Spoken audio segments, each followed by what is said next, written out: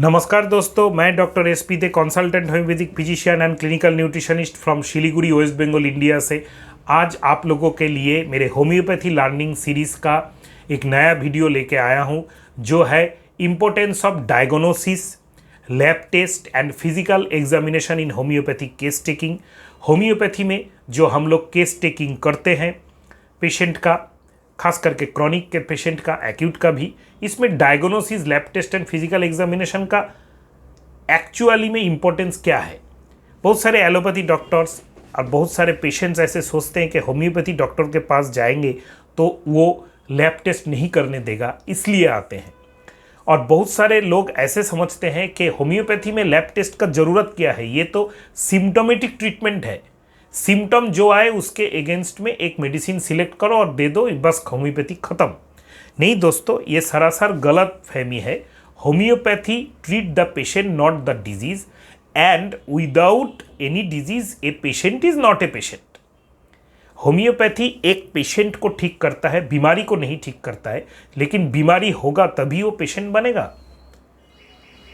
हाँ, ऐसे पेशेंट हो सकते हैं जिनमें बीमारी नहीं है, they are called साइक्रियाटिक patient.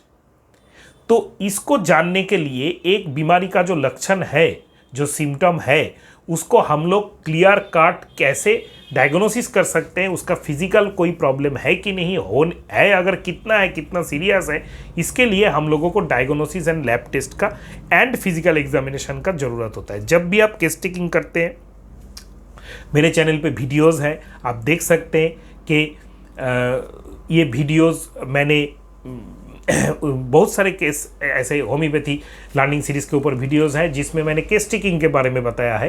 Case taking में क्या क्या पॉइंट्स आपको लेना है, उसमें आपको फिजिकल एग्जामिनेशन जरूर करना है। फिजिकल एग्जामिनेशन मतलब the vital science. Vital science में सबसे इंपॉर्टेंट है blood pressure, pulse, respiration and temperature. अगर पेशेंट का बुखार है, अगर पेशेंट में ब्लड प्रेशर का कोई लक्षण है, अगर पेशेंट में सर चक्कर आने का कोई लक्षण है, सर दर्द का कोई लक्षण है, तब भी आपको ब्लड प्रेशर लेना है। अगर आपका पेशेंट का जो रेस्पिरेटरी रेट है ज़्यादा हो रहा है, तब भी आपको वहाँ पे लेना है। निमोनिया है, अपर रेस्पिरेटरी इन्फेक्शन है, आपको देखना है। और फिजिकल एग्जामिनेशन में जो वाइटल साइंस है, इसके बाद अगर पेशेंट का रेस्पिरेटरी इलनेस है तो उसका चेस्ट साउंड सुनना है कि हुइजिंग, रोंकाई कुछ है कि नहीं। अगर पेशेंट एजमाटिक है, क्रॉनिक सीओपीडी वाला पेशेंट है, अगर पेशेंट का कफ एंड कोल्ड का प्रॉब्लम है, बच्चा है, उसको रेस्पिरेटरी स्पैज़म होता है, एलर्जिक एजमा है, तो आपको चेस्ट साउंड में wheezing, rhonchi, crepitation, whether the breath sound is tubular और वेसिकुलर, कितना है, कितना परसेंटेज में है, ये सब जरूर सुनना है। इसके ऊपर हम लोगों का डायग्नोसिस डिफरेंट हो जाता है। जैसे हुइजिंग टाइप का फुल चेस्ट में होने से वो ब्रोंकियल एजमा होता है। टिब्यूलर टाइप का ब्रेथ साउंड अगर है तो उसमें आपका ब्रोंकियल ट्री जो है इन्वॉल्व होता है, जैसे एक्यूट ब्रोंकाइटिस, ब्रोंकिएक्टेसिस में होता है।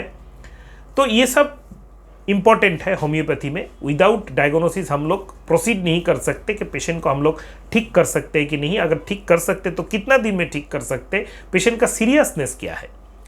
अभी आते हैं हार्ट साउंड, आपको सुनना है फिजिकल एग्जामिनेशन में। अगर पेशेंट लॉन्ग टर्म बीपी या डायबिटीज़ का गोली ले रहा है तो उसका हार्ट साउंड अगर आप सुनने जा रहे हैं, हार्ट साउंड आपको लेफ्ट में इस तरफ मिल रहा है, तो आपका कार्डियोमेगाली आप डाउट कर सकते हैं। तो आप लैब टेस्ट पेशेंट को दे सकते हैं कि आप इकोकार्डियोग्राम करके आइए, आपका भाल्व का पोजीशन और हार्ट का जो एनलार्जमेंट है, ऑब्स्ट्रक्टिव कार्डियोमायोपैथी या कार्डियोमायोपैथी या कार्डियक एनलार्जमेंट है कि नहीं, हम लोग देखेंगे। अभी एक इम्पॉर्टेंट पार्ट आता है यहाँ पे, तो हम लोगों को क्लियर हो गया कि पेशेंट का physical examination and lab test कितना इंपॉर्टेंट है। होम्योपैथी के पास जैसे पेशेंट आते हैं, जैसे एक स्किन का प्रॉब्लम आया, आप देख रहे हैं एक सिंपल बॉयल्स है, लेकिन पेशेंट को रिकरेंट हो रहा है, 3 होम्योपैथी डॉक्टर मेडिसिन दे के फेल हो चुके हैं, आपके पास 4th नंबर पे ट्राई करने आए हैं, आप अच्छे डॉक्टर हैं इसलिए, लेकिन आप पेशेंट को, एक मिडिल एजेड पेशेंट का रिकरेंट बॉयल हो रहा है, आप उसको ब्लड शुगर का टेस्ट नहीं करने देंगे तो आप गलत कर देंगे। उसको फास्ट स्टार्टिंग में ब्लड शुगर कराना है। कि मैंने बहुत सारे ऐसे केसेस में देखा है कि ब्लड शुगर का रिपीटेशन बढ़ जाना रिपीटेड बॉयल्स या लार्ज कार्बंकल या बॉयल्स का कॉज होता है। आपके पास एक पेशेंट आता है जो आप आर्थराइटिस का पेशेंट है और आपने अच्छा तरह से एग्जामिनेशन करके जहाँ पे जॉइंट में पेन है देख रहे हैं कि एक इरप्शन बना हुआ है, तो आपको पता चल गया that is called psoriatic arthropathy. It is autoimmune disease, very difficult to cure, we have to treat him very nicely with proper constitutional miasmatic medicine. ये रूल्स है, इसको ये जो प्रोटोकॉल है ये ऑर्गेनन में हैनीमैन ने बार बार बोला है कि डिजीज को आइडेंटिफाई करना चाहिए, क्रॉनिक डिजीज का diagnosis end of the disease, diagnosis of the patient and diagnosis of the medicine. ये अगर आप नहीं कर सकते हैं तो आप प्रैक्टिकली आप पेशेंट को ठीक नहीं कर सकेंगे। अगर ठीक करने का कोशिश भी करेंगे पेशेंट का हैरेसमेंट ज़्यादा बढ़ जाएगा। नाउ लैब टेस्ट का अगर हम एक्सक्लूसिव विचार करें, हाँ कभी कभी हम लोग देखते हैं आजकल का ऐसे बहुत सारे डॉक्टर्स हैं, irrespective of pathy, homeopathy allopathy किसी भी पैथी में हो सकते हैं, कि लैब टेस्ट का ज़रूरत नहीं है, फिर भी बहुत सारे ऐसे लैब टेस्ट करा रहे हैं जो लगता नहीं है फिर भी कराते हैं। लेकिन लैब टेस्ट इसलिए नहीं बना कि आप लोग लगेंगे नहीं तो वो कराइए, कमीशन लीजिए। लैब टेस्ट इसलिए बना है कि डायग्नोसिस को प्रॉपर करना है। अगर कोई एक सस्पेक्टेड ऑर्गन में कैंसर है पेशेंट का, उसको हम लोग कैंसर मार्कर टेस्ट कराएंगे तो ऐसा नहीं है कि उसका कैंसर हो गया, कैंसर होने का चांसेस बढ़ जाता है। अगर कैंसर डिटेक्शन हो चुका है, उसके साथ आपका कैंसर मार्कर हाई है, तो पेशेंट का प्रोग्नोसिस बहुत बुरा है, उसको जल्दी ट्रीट करना है, ठीक करना है, वरना वो पेशेंट एक्सपायर कर जाएगा, उसी कैंसर से मेटास्टेसिस हो जाएगा। तो ये लैब टेस्ट का इंपॉर्टेंस है। अगर एक रिकरेंट बॉयल के केसेस में हम लोग उसको ब्लड शुगर नहीं कराएंगे, दूसरा हीमोग्लोबिन TCDC ESR करा के आप उसको सॉल्व नहीं कर सकेंगे। अगर 4 दिन का एक बच्चा है, मतलब 4 दिन बुखार वाला एक बच्चा आपके पास आया कि डॉक्टर साहब पैरासीटामोल घर में दे रहे थे या फलाना होम्योपैथी मेडिसिन आर्निका ब्रायोना या कोनाइट या रास्टक्स दे रहे थे, 4 दिन हो गया इसका बुखार नहीं उतर रहा है, तो हर टाइम ये प्रोटोकॉल है, ये प्रैक्टिस का गाइडलाइन है प्रैक्टिकल मेडिसिन का कि 3 दिन 72 आवर्स हो जाने पर अगर बच्चा है उसका बुखार ठीक नहीं हो रहा है, you have to diagnose whether he is suffering for any type of pneumonia or not, because pneumonia is the commonest cause of upper respiratory tract infection and childhood illness and childhood death। तो अगर आप उसका breath sound नहीं सुनेंगे, respiratory rate नहीं देखेंगे, अगर आप उसका फेसिस के ऊपर जो चेहरा है उसके ऊपर आप डायग्नोसिस नहीं करेंगे तो निमोनिया कैसे डायग्नोसिस होगा। बहुत टाइम ऐसे होता है कि निमोनिया बहुत कम मात्रा में बुखार लाता है लेकिन चेस्ट में आपका कंसोलिडेशन हो जाता है, उसके बाद पता चलता है। तो पेशेंट को अगर आप 3-4 दिन ट्रीटमेंट करने के बाद आपका ठीक नहीं हुआ तो पेशेंट 7 दिन का टोटल टेन्यूर लेके कोई हॉस्पिटल में जाएगा, कोई मेडिसिन से भी काम नहीं होगा। ऐसे केसेस अक्सर होते रहते हैं कि हम लोगों के जैसे डॉक्टर्स डायग्नोसिस ठीक से नहीं करते। इसके लिए प्रैक्टिस ऑफ मेडिसिन, मैं हर टाइम बोलता हूँ, anatomy physiology followed by pathology followed by practice of medicine. And practice of medicine means all type of clinical knowledge of the all type of clinical subjects including gynecology, obstetric, community medicine, eye, ENT, dental and surgery and practice of medicine total comprises all practice of medicine। तो ये आपको जरूर important एक part है जो आपको lab test अगर जरूरी हुआ, अगर आपको संदेह हो रहा है कि इस पेशेंट का ये बीमारी हो सकता है। एक पेशेंट जैसे सोच लीजिए कि कमर का दर्द के लेके आपको पास आया है, तो आपने उसका कमर दर्द का एक्सरे नहीं किया, सिंपल एक एक्सरे 250-300 रुपया में हो जाता है, तो उसका स्पॉन्डिलाइटिस है, सीवियर स्पॉन्डिलाइटिस है, 2 वर्टिब्रा एक के ऊपर एक दूसरा ऐसा करके पिंच हो रहा है, जो इंटरवर्टिब्रल डिस्क है और L3 L4 का ख़त्म हो चुका है, तो उसको आप मेडिसिन दे के सिम्टोमेटिक रिलीफ दे के उसको आप ठीक कर सकते हैं।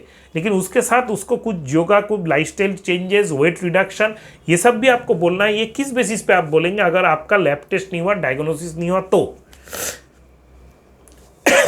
इस सब के overall physical examination and lab test के बाद आपका आता है diagnosis. Diagnosis is the very important for identification of common symptom and uncommon symptom and prognosis. एक पेशेंट का एक बीमारी है, वो क्या बीमारी है, किस स्टेज में अभी है, नॉलेज ऑफ पैथोलॉजी, इसके बाद हम लोग बोल सकेंगे हम उसको कितने दिन में ठीक कर सकेंगे या कितने दिन में ठीक नहीं कर सकेंगे। तो ये डिपेंड करता है आपके नॉलेज एंड डायग्नोसिस के ऊपर। देखिए, एक सिंपल केस ऑफ आप सडन सीवियर हेडेक ले लीजिए। मेरा कभी भी ऐसा हेडेक नहीं होता था, कल रात से मेरा हेडेक स्टार्ट हुआ, सारा दिन आज चला गया, अब शाम को आपके पास डॉक्टर साहब मैं आया हूँ, मेरा बहुत ज़्यादा सर दर्द कर रहा है और कैसे उल्टी टाइप का लग रहा है, हार्ट बीट बीच बीच में फास्ट हो रहा है, हाथ में पसीना आ रहा है, तो क्या करें। तो आपने आया, आपने ठीक से देखा बहुत धूप है, स्ट्रेस है, ये है वो है, आपने ग्लोनाइन दे दिया, पेशेंट का हेडेक कम हो गया। 3-4 दिन बाद एक बीच रात में उसका सीवियर हेडेक हो रहा है, उसके साथ उल्टी हो रहा है, हॉस्पिटल में भर्ती हुआ, सीटी स्कैन किया, एक case of brain tumour detect हुआ। यहाँ पे आप पूरा गलत नहीं है, लेकिन ये डायग्नोसिस आपके यहाँ से अगर होके जाता तो आपका ऊपर कॉन्फिडेंस पेशेंट का बढ़ जाता कि बड़ा बीमारी ये पकड़ सकता है, और ट्रीटमेंट भी शायद आप ऐसा स्टार्ट कर देते कि पेशेंट का कुछ ना कुछ फेथ या क्योर होम्योपैथी में पॉसिबल होता। क्योंकि कभी भी एक सडन केस ऑफ ऐसा आ जाता है पेशेंट हेडेक लेके, उसको आप हिस्ट्री में देखते हैं, उसका ऐसा पहला क्लस्टर हेडेक, माइग्रेनस हेडेक का कोई प्रॉब्लम नहीं है, गैस्ट्रिक हेडेक का सिर्फ सडनली ऐसा 8-10 घंटा चलने वाला पेन किलर ले रहा है फिर भी नहीं कम रहा, ऐसा क्या हेडेक हुआ। उसका पल्स रेट, उसका आँख का प्यूपिलरी डायलेटेशन, ये सब देख के आपको समझ जाना चाहिए अगर आप क्लिनिकल मेडिसिन पढ़े हुए हैं कि it may be A case of brain SOL in brain. तो आप उसको एक सीटी स्कैन लिख देते हैं, तो आप वो करा लेता है, तो उसका डायग्नोसिस आपके वहाँ से होके अगर निकलता है तो आपका ऊपर कॉन्फिडेंस जो पेशेंट पार्टी का है बहुत ज़्यादा बढ़ जाएगा कि डॉक्टर साहब आपने बचा दिया, आपने ठीक टाइम में बीमारी को पकड़ा, तो हम लोगों ने ऑपरेशन कर लिया, पेशेंट का लाइफ सेव हो गया। ऐसे अक्सर बहुत सारे केसेस में हम लोगों का होम्योपैथ लोगों का जो एक रूढ़िवादी जो चिंता है, जो एक थिंकिंग हम लोग करते हैं कि हम लोग ये टेस्ट नहीं कराएंगे, ज़रूरत नहीं है, सिम्टोमेटिक मेडिसिन है, सिम्टोमेटिक मेडिसिन देते रहेंगे, हम लोग पेशेंट का ज़िंदगी ख़त्म कर देते हैं। इससे बाहर निकालना पड़ेगा दोस्तों। अगर आप ये वीडियो देख रहे हैं, अगर आप होम्योपैथी स्टूडेंट है, प्रैक्टिशनर है, लर्नर है, कोई भी डॉक्टर है, तो practice of medicine, clinical medicine को हर रोज़ थोड़ा थोड़ा पढ़िए।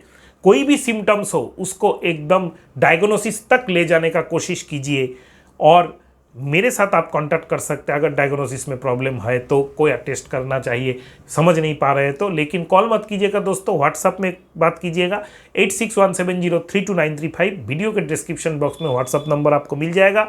अगर आप मेरे चैनल पर नए हैं तो चैनल को सब्सक्राइब करके बेल आइकॉन को प्रेस करना मत भूलिएगा। अगर वीडियो को अच्छा लगा है तो इस वीडियो को अपने होम्योपैथी जो भी लर्नर्स ग्रुप है उसमें शेयर करना मत भूलिएगा दोस्तों। नमस्कार।